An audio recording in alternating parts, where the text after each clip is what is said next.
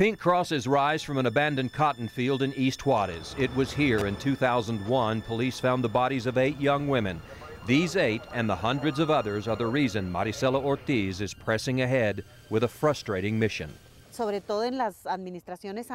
had problems with the past 2 administrations. Things have actually gone backwards. She's the director of a group called May Our Daughters Come Home. Formed in 2001, the group is made up of people like Marilu Garcia Andrade. Her sister, Lily Alejandra, was found murdered in a field just a few miles away. Lily was 17 and worked in a maquila. It's like all the other cases. They dismiss it because they don't know what to do about it. And Ruby Hernandez Pando, whose daughter was kidnapped in 2005 while she was walking home from the store. They found her 12 days later. Her body was in a barrel filled with cement. She was 7 years old.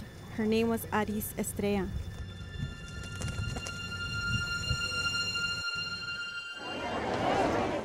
These women say they got no help from authorities, so they joined May Our Daughters Come Home, and they've taken to the streets to protest.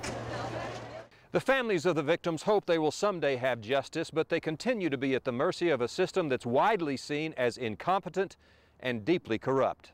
Right, it's corruption with a capital C.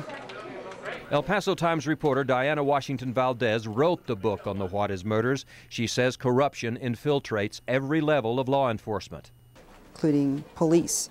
The first responders, as we like to call them in the United States, who report to the scene of a crime and begin an investigation there. Beginning at that level on up, we have terrible corruption because, as we know now, because it's out in the open, the police in Juarez, the state of Chihuahua primarily, whether they're city police, state police, or federal police, work for the drug cartel.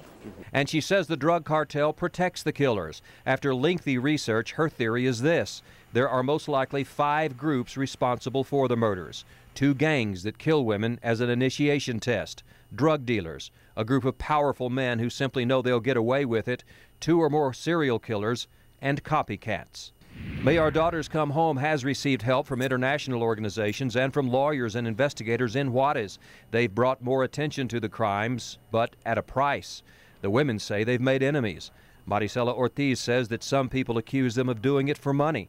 And while the Attorney General is helpful, she says the corruption is so out of control she can't possibly trust the government. Hay mucha gente nefasta dentro de la Procuración de Justicia. A lot of people in the Justice Department work against us. I've been threatened with guns, held at gunpoint, but that shows me we're right on track. We're stepping on toes because it's important people who are trying to stop us. We haven't had any complaints about threats. No complaints about cops threatening people. Flor Munguia works for the Chihuahua Attorney General. Her job is to coordinate the murder investigations. She says a new system under the Attorney General has been in place since 1998. We have more professional investigators, and I doubt the police in the new system are corrupt. We haven't found any cases of corruption like in the past. Diana Washington Valdez doubts that. She says Munguia's office is just window dressing, and the mothers of the victims have gone there to protest the lack of action. Washington Valdez says the government continues to protect people, and even the legitimate investigations are ignored. They turned over the results of their investigations to their superiors, and nothing got done. And they realized over time that nothing was going to be done. Maricela Ortiz pins her hope on independent groups continuing to pressure the Mexican government. She says the black cloud hanging over Juarez has hurt the country's credibility in the eyes of the rest of the world.